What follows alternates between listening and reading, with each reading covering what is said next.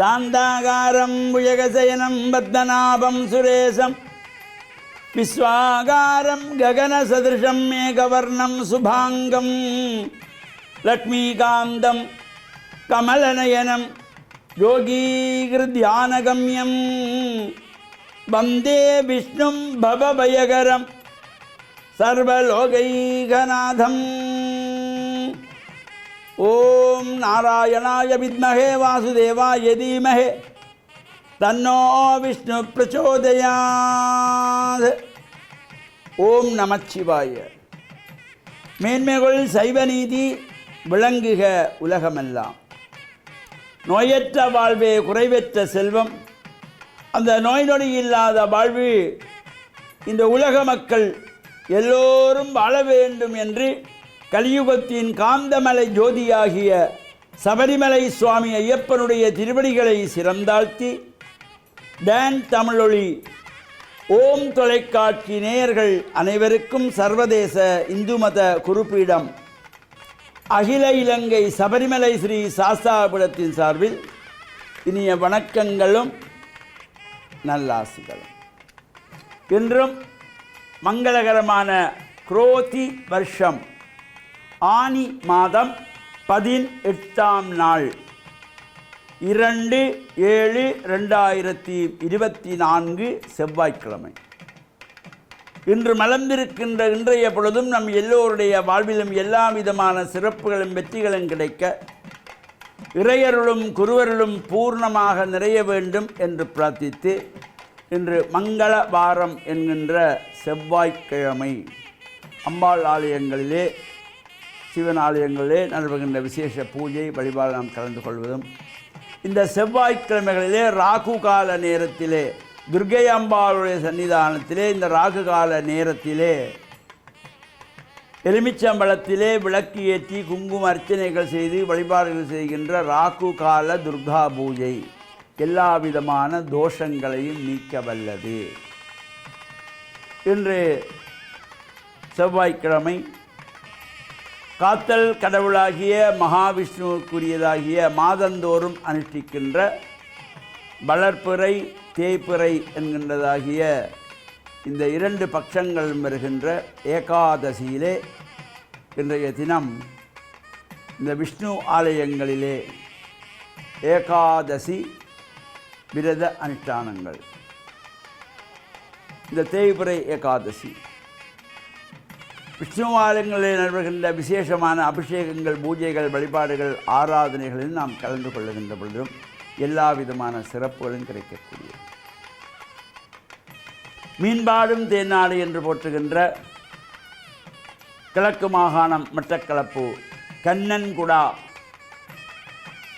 புது மண்டபத்தடி எண்ணம் பால பூவல் என்று போற்றுகின்ற அந்த பதியிலே மகாவிஷ்ணுடைய தசாவதாரத்திலே 4வது அவதாரமாகிய நரசிம்மமூர்த்தம், இந்த நரசிம்ம சுவாமியினுடைய ஆலய பஞ்சகுண்ட பக்ஷ பிரதிஷ்டா மகா கும்பாபிஷேகம் எதிர்வரும் 8/7/2024 திங்கட்கிழமை கும்பாபிஷேகத்தினுடைய பூர்வாங்க கிரிகள் ஆரம்பமாகி எதிர்வரும் 10/7/2024 புதன்கிழமை பஞ்சகுண்டபக்ஷ மகாயாகாரம்பம் ஆரம்பமாகி 12/7/2024 வெள்ளிக்கிழமை மகா கும்பாபிஷேகம் நடைபெறவிருக்கின்றது.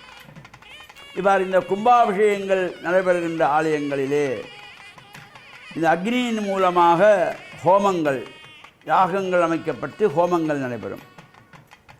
அங்கு நடைபெறுகின்ற இந்த ஹோமங்கள் எல்லாம் பல்வேறு வகையான சிறப்புகளை தரக்கூடிய வகையிலே இந்த பஞ்சகுண்டங்களுடன் கூடிய ஹோமகுண்டத்திலே பல்வேறு வகையான திரவியங்களாலெல்லாம் ஆகுதிகள் செய்து பிரார்த்தனை செய்து வழிபாடு செய்கின்றதாகிய சிறப்பிலே நாமும் கலந்து இறையருளை பற்றி மண்ணில் நல்ல வண்ணம் வாழ டான் தமிழொலி ஓம் தொலைக்காட்சி நேயர்கள் அனைவருக்கும் சர்வதேச இந்து மத குருபீடம் அகில இலங்கை சபரிமலை ஸ்ரீ சாஸ்தாபுரத்தின் சார்பில் நல்ல ஆசிகளை கோரிக்கொள்வதில் மன மகிழ்வு கொள்கிறோம்.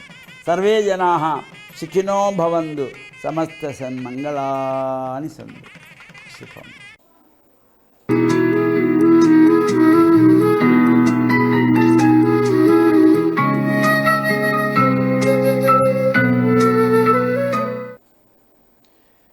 இயேசுவில் என் அன்பு நெஞ்சங்களே, கிறிஸ்தவ நற்சிந்தனை வேளையிலே உங்களை சந்திப்பதில் பெரும் மகிழ்வு கொள்கின்றேன். ஆண்டவர் இயேசு மலைப்பொழிவிலே ஏராளமான நற்சிந்தனைகளை முன்வைத்து போதித்திருக்கின்றார். அதிலே ஒன்று, ஒழுக்க நெறியிலே நாங்கள் மற்றவர்களை குற்றவாளிகளாக தீர்ப்பிடாதீர்கள் என்று சொல்லிக் கொடுக்கின்றார். ஆண்டவர் இயேசு ஒரு நாளும் எவரையும் பார்த்து தீர்ப்பிடவில்லை. தீர்ப்பு என்பது அடுத்தவரை தண்டிப்பதற்காக, அடுத்தவருடைய குற்றத்தை சுட்டி காட்டுவதற்காக பயன்படுத்தப்படுகின்ற ஒரு ஆயுதம். இயேசு எப்பொழுதும் பாவிகளை வரவேற்றார். ஒரு பாவி பெண்ணை கொணர்ந்து இயேசு முன்னிலையிலே நிறுத்தி அவளுக்கு கல்லால் எறிந்து கொல்ல வேண்டும் என்கின்ற தீர்ப்பை வழங்க வேண்டும், இது மோசேயினுடைய சட்டம் என்று பிடிவாதமாக இருந்த மக்கள் கூட்டத்தை பார்த்து இயேசு, உங்களில் குற்றமில்லாதவர் முதல் கல்லை எடுத்து எறியட்டும் என்று சொல்லிக் கொடுக்கின்றார். உடனடியாக ஒருவர் பின் ஒருவராக அந்த இடத்திலே இருந்து அவர்கள் ஓடிவிடுகின்றார்கள். அப்பொழுது அந்த பெண்ணை பார்த்து இயேசு கூறுகின்றார், நானும் உனக்கு தீர்ப்பிடேன், இனிமேல் பாவம் செய்யாதே. இன்னும் ஒரு சந்தர்ப்பத்தை கொடுப்பவர் தான் இறைவன். பொதுவாக நாங்கள் ஏன் மற்றவர்களை பார்த்து இவர் அப்படி அவள் அப்படி என்று சொல்லி தீர்ப்பிடுகின்றோம்? அந்த தீர்ப்பை நாங்கள் நியாயப்படுத்த விரும்புகின்றோம். அந்த தீர்ப்பை நாங்கள் மற்றவர்களுக்கும் சொல்லி மகிழ்கின்றோம். நான் நல்லவன் என்பதை நிரூபிப்பதற்காக அடுத்தவர்கள் நல்லவர்கள் அல்ல என்று கூறுகின்ற ஒரு விவாதம் எங்கள் மத்தியிலே இருக்கலாம். எங்களை நியாயப்படுத்துவதற்காக அடுத்தவர்கள் மீது குற்றம் சுமத்துவது எங்களுடைய பழக்கமாக இருக்கலாம். எப்பொழுதும் நாங்கள் தவறுகள் மற்றவர்களால் ஏற்படுகின்றது என்று நொந்து கொள்கின்றோம். ஆனால் இயேசு தன்னுடைய போதனையிலே சொல்லிக் கொடுக்கின்றார், உங்களுடைய கண்ணிலே பெரியதொரு மரக்கட்டையை வைத்துக்கொண்டு அடுத்தவருடைய கண்ணிலே துரும்பி இருக்கின்றது, நான் எடுத்து விடுகின்றேன் என்று சொல்லக்கூடாது என்று. அதாவது நாங்கள் மற்றவர்களுக்கு தீர்ப்பிடுகின்ற பொழுது நான் யார் என்ற அந்த கேள்வி, நான் எப்படி இருக்கின்றேன் என்ற அந்த கேள்வி எங்கள் மத்தியிலே முதலில் எழ வேண்டும். என்னை குறித்து நான் என்னை பார்க்கின்ற பொழுது என்னுடைய பலவீனங்களையும் நான் பார்க்கின்றேன். என்னை நான் ஏற்றுக்கொள்ளுகின்றேன், புரிந்து கொள்ளுகின்றேன், நியாயப்படுத்துகின்றேன்.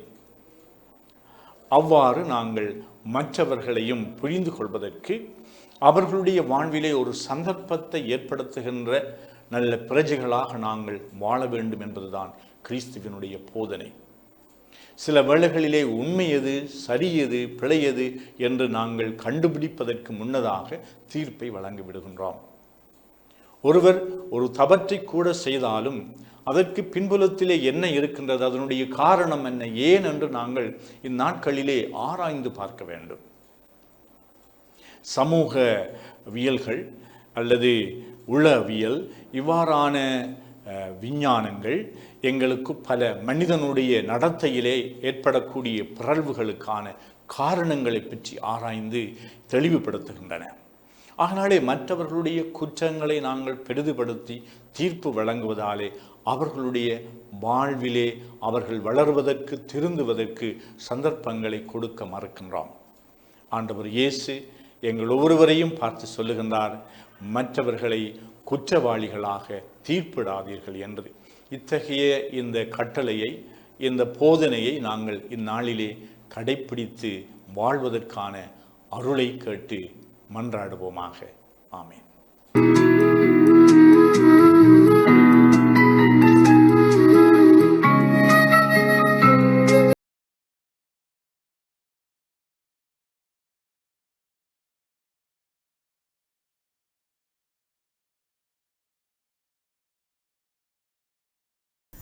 இஸ்லாமிய நற்சிந்தனையோடு இணைந்திருக்கக்கூடிய நேயர்கள், பார்வையாளர்கள் அனைவருக்கும் அஸ்ஸலாமு அலைக்கும் வரஹ்மத்துல்லாஹி வபரகாத்துஹு.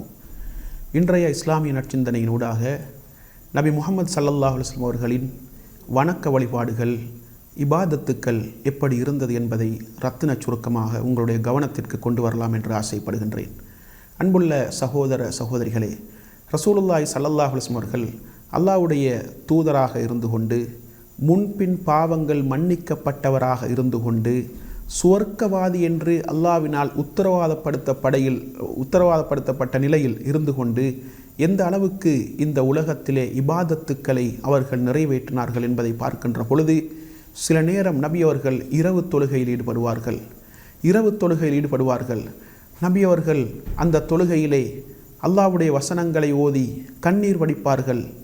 அந்த நேரத்திலே அழுது அவர்களுடைய நெஞ்சிலே இருந்து ஒலிக்கக்கூடிய அந்த ஓசை ஒரு தண்ணீரை பாத்திரத்திலே ஊற்றி கொதிக்க வைத்தால் எப்படியான சத்தம் ஏற்படுமோ அந்த சத்தம் நபிகளாருடைய உள்ளத்திலிருந்து ஒலிக்கக்கூடிய அளவுக்கு அழுது அல்லாஹ்வுடைய வசனங்களை ஓதி தொழுகையை நபி அவர்கள் நிறைவேற்றுவார்கள். சில பொழுதுகளில் நபி அவர்கள் தொழுவார்கள், கால்கள் வீங்குகின்ற அளவுக்கு இபாதத்தில் அதிகமாக ஈடுபடுவார்கள். அந்த நேரத்தில் சஹாபாக்கள் கேட்பார்கள், அல்லாஹ்வின் தூதரே, நீங்கள் முன்பின் பாவங்கள் மன்னிக்கப்பட்டவராக இருந்து கொண்டு கால்கள் இந்த அளவுக்கு வீங்குகின்ற அளவுக்கு ஏன் சிரமப்பட்டு நீங்கள் தொழ வேண்டும், நீங்கள் வணக்கம் புரிய வேண்டும் என்று கேட்ட நேரத்திலே நபி அவர்கள் சொல்லுவார்கள், அதாவது அஃபலா அகூனு அப்தன் ஷக்கூரா, அல்லாஹ்வுக்கு நன்றியுள்ள ஒரு அடியானாக நான் இருக்கக்கூடாதா? என்னுடைய பாவங்களை எல்லாம் மன்னித்தான், எனக்கு சுவனத்தை வாக்களித்திருக்கின்றான், எனவே அந்த ரஹ்மானுக்கு நன்றி உள்ளவனாக நான் இருக்கக்கூடாதா என்று நபி அவர்கள் கேட்பார்கள். அந்த அளவுக்கு வணக்க வழிபாடுகளில் ஆர்வத்தோடும் ஆசையோடும் ஈடுபடுவார்கள். ஒரு நாளைக்கு 100 தடவைகளுக்கு மேல், இன்னொரு அறிவிப்பில் 70 தடவைகளுக்கு மேல் அல்லாஹ்விடத்திலே பாவ மன்னிப்பு தேடுவார்கள்.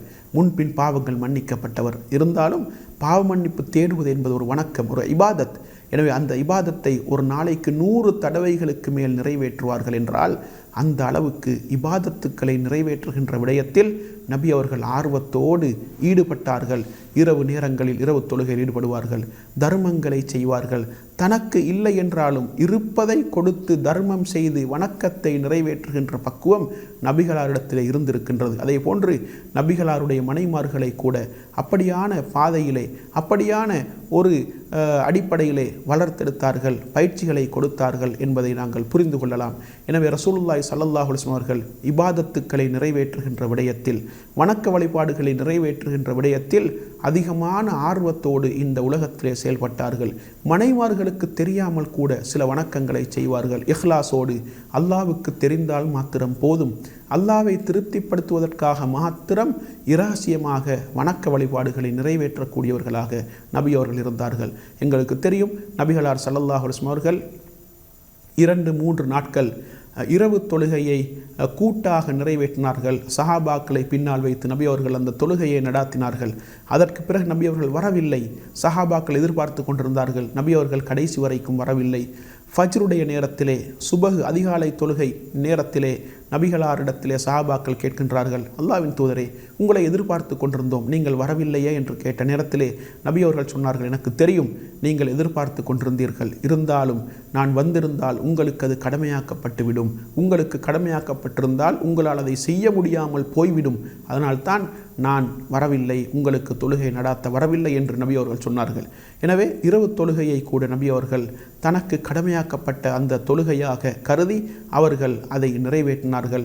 அதே போன்று வணக்க வழிபாடுகளை மிக கூடுதலாக நபி அவர்கள் நிறைவேற்றினார்கள். இபாதத்துக்களில் ஆர்வத்தோடு நபி அவர்கள் செயல்பட்டார்கள். இந்த உலகத்திலே எவரும் நிறைவேற்றாத அளவுக்கு அதிகமான வணக்க வழிபாடுகளை நபிகளார் நிறைவேற்றினார்கள்.